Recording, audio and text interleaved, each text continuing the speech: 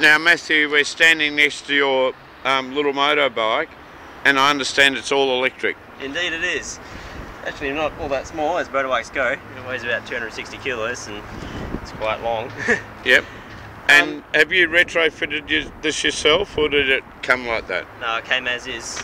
Bikes manufactured in Poland by Vectrix Corporation. They cost about $6 grand. Most of it's battery. This section from the front here to the back, about that wide, and that deep. Yeah. That's the battery. Motor and gearbox, one unit built into the back wheel here. Yep. Yep. They've got a motor controller built into the back frame, built into the chassis. That takes the electricity from the batteries and feeds it to the motor. The motor is a 3-phase permanent magnet motor through a 6:1 single ratio planetary gearbox, straight cut gears. If you were to ride it around, most of the noise you're going to hear is from the gearbox because they're straight cut rather than from the motor, but it does have that, whir sound. Yep. Now, if I was, say, one of the Coffin cheaters and I wanted to convert my Harley to run like this, how simple would that be? Right, convert your Harley? Reasonably simple. It depends on whether you want to keep the noise or not.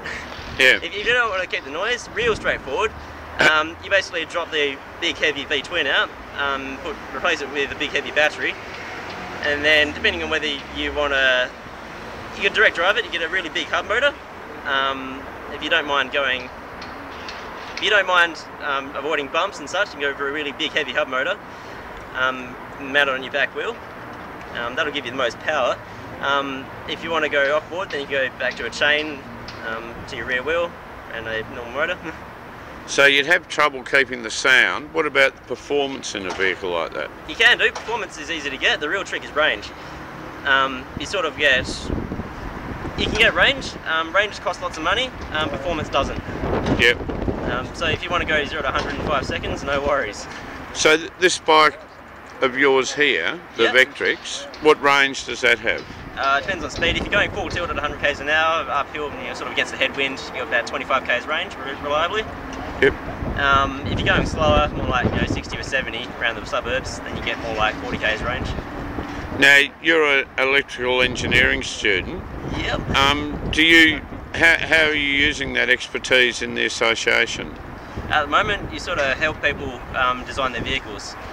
So they take a car, say this Subaru Impreza, and they want to know, sort of what batteries to use, how many of them, how many you can put in, because vehicles come with what's called a gross vehicle mass rating, and basically you're limited by that. Then you help them pick a motor controller, give them ideas on how to mount it up. We've got lots of mechanical guys to do the mechanical side of it. Basically that's my role. Aside from the secretarial duties, yes. We won't talk about them, they get a bit boring. Oh, that certainly does, all the paper bushing. Yeah. I've got an old Ford Falcon sedan. Yep. How simple is that to convert? The older, the simpler, basically. If you're going to go for something like an old Ford Falcon, you try and get one of the old iron block V8 ones, because they weigh the most to start with. The more weight to start with, the more you can pull out, the more you can put back in. So your range is basically based on how much battery you can chuck in there, how much weight you can put in. Whereabouts can you put the batteries? Can you put them anywhere? Because those old cars always had nice big boot space. So. Oh yeah. I mean, first you put the batteries up front, because that's where most of the weight used to be, so your suspension's already set up for weight up front. Yep. But then when you run out of space there, then you sort of go to putting batteries up back. But on a vehicle the size of a Ford Falcon, you got lots of space up front. Space is not an issue. Normally what you do with a vehicle of that size is you get rid of the gearbox and mount a fairly large DC motor where the gearbox used to be.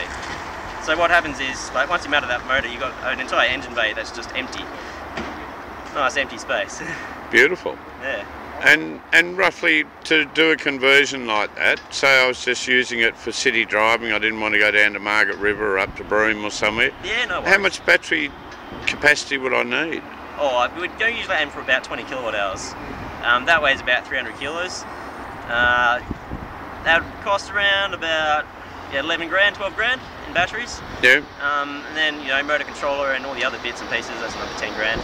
So I'd be looking at a fairly substantial investment. Yeah, yeah. But So I'd have a fairly unique vehicle. Indeed, indeed. You'd normally pick a car that you want to keep for quite some time. So you sort of look at your vehicles like, do I want to be driving this in 20 years? It's like, if yes, then go for it.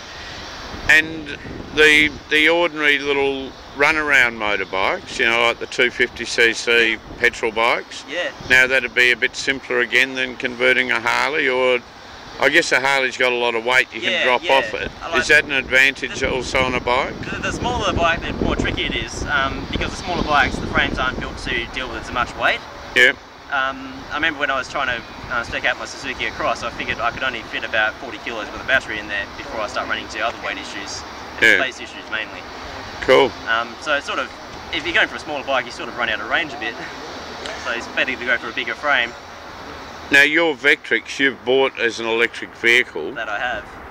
Do any of the other association members have vehicles that they've bought off the shelf, or are they mainly converted, or have you got a mix of both? In the bikes, almost all of them are production bikes. A few of them are Chinese scooters that, to be honest, don't last very long. Some of the better ones, like the Vectrix, that have much longer service life. But among the car owners, they're all conversions.